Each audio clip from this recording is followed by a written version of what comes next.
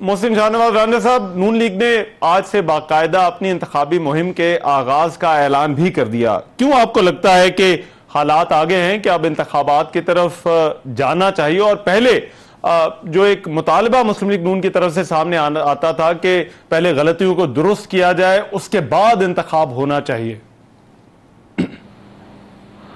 دیکھیے، مسلم لیگ نون ہمیشہ سے یہی ہمارا مطالبہ جو رہا، اور جو بنیادی رکاوٹ تھی الیکشن جب اسمبلیاں صوبائی تحلیل کی گئیں تحریک انصاف کی طرف سے، اور عدالتوں میں بھی ہم گئے، مقدمات بھی ہوئے، تو ہمارا مطالبہ جو صوبائی الیکشنز کے حد تک جو ہم رکاوٹ ڈالتے تھے وہ یہی تھے کہ وفاق اثر انداز ہوگا صوبے پہ.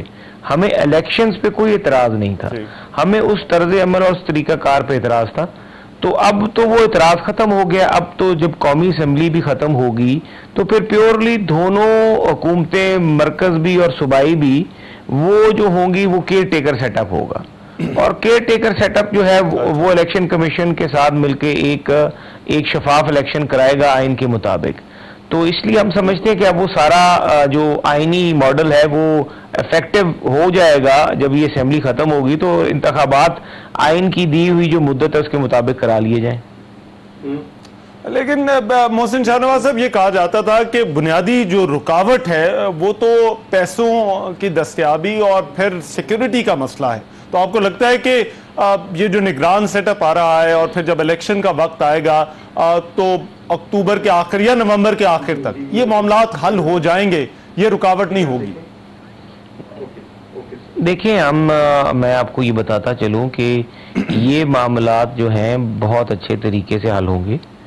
اور یہ رکاوٹ جو ہے آپ سمجھتے ہیں ہم نے بجٹ میں بھی پیسے الیکشن کے لیے رکھے ہیں، اور سیکیورٹی کے معاملات پہ بھی ہم، اور ریٹرننگ آفیسرز کے معاملات پر بھی ہم ضرور اپنے اداروں سے بات بھی کریں گے. اور ساری سیاسی جماعتیں جو ریفارمز اور الیکشن مستقبل کا ہے اس کے حوالے سے جو بات چیت کر رہے ہیں، اس کے اوپر بالکل ہم یہ اداروں سے بھی یہی گزارش کریں گے کہ آپ ہمیں سیکیورٹی کا بندوبست کر دیں.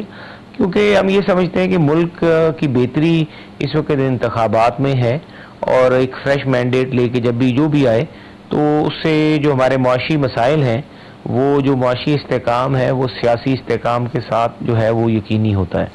تو جیسے ہی سیاسی استحکام آئے گا، اور وہ الیکشن کے بغیر ممکن نہیں ہے. اچھا، اور اس پر کیونکہ حکومتی اتحاد میں بھی مشاورت ہو رہی ہے، تو نون لیگ کی کیا ترجیحات ہیں نگران سیٹ اپ کے حوالے سے؟ کیسا نگران سیٹ اپ آنا چاہیے؟ دیکھیے، نگران حکومت جو ہے اس کے حوالے سے ہم لوگ یہی سمجھتے ہیں کہ ایسی شخصیت یا ایسی شخصیات یا ایسے لوگ آئیں جو سب کو قابل قبول ہو، سب کو ایکسیپٹیبل ہو، سب کا ان میں اعتماد ہو، تاکہ کل اس کے بعد انتخاب کے بعد، اب یہ ملک متحمل نہیں ہو سکتا رحمان صاحب ڈی چوک کے اوپر کوئی اور جلسہ ہو رہا ہو. اب یہ ملک متحمل نہیں ہو سکتا کہ لاک ڈاؤنز ہو رہے ہوں. اب یہ ملک قطعی طور پہ متحمل نہیں ہو سکتا کہ لانگ مارچز ہو رہے ہوں.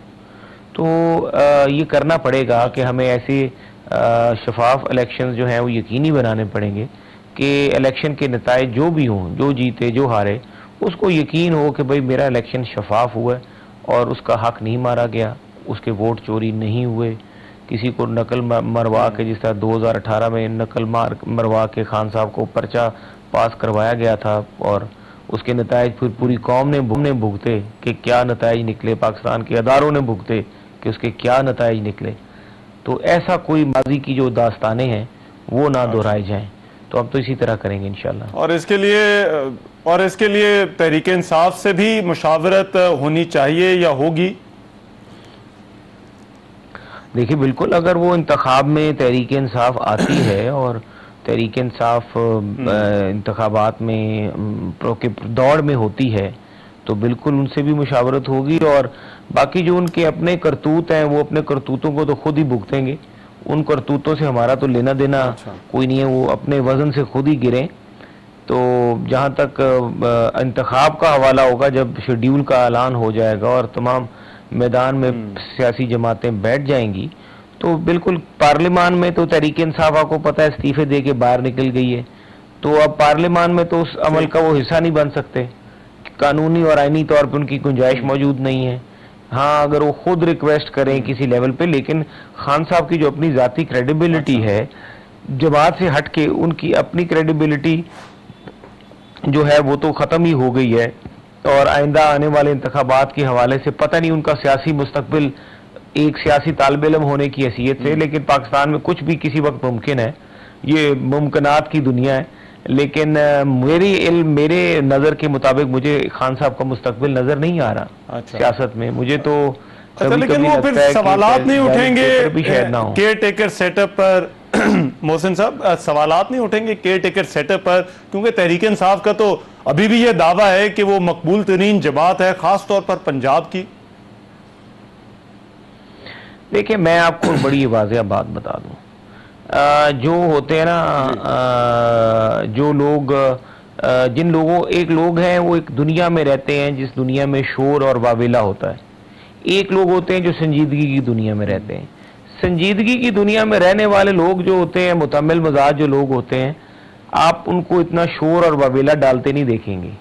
جو ہوتے ہیں اس قسم کے لوگ، وہ جو مقبول ترین جماعت کا دعویٰ کرتے ہیں، جب یہ الیکشنز آئیں گے، میں پہلے بھی یہ کہتا تھا اور میں آج بھی یہ کہتا ہوں، میں پچھلے پنجاب کے جب انتخابات ہو رہے تھے میں اس وقت بھی یہ کہتا تھا کہ الیکشنز جو ہے یہ کروا لیں تاکہ ان کی یہ تسلی ہو جائے. لاہور میں یا لیفٹ رائٹ جہاں پر سوشل میڈیا کی ایک ان کالڈ فار آؤٹ ریچ ہے، وہاں پر تو آپ کو یہ نظر آئیں گے. لیکن یقین مارے ہمارے دیہاتوں میں، ہمارے سیمی اربن سٹیز میں، پنجاب میں 8 ڈویژنز ہیں. 8 ڈویژنوں میں سے میں 1-2 ڈویژن ہیڈ کوارٹر کو کاؤنٹ کرتا ہوں جہاں پہ پی ٹی آئی سیٹیں نکال سکتی ہے.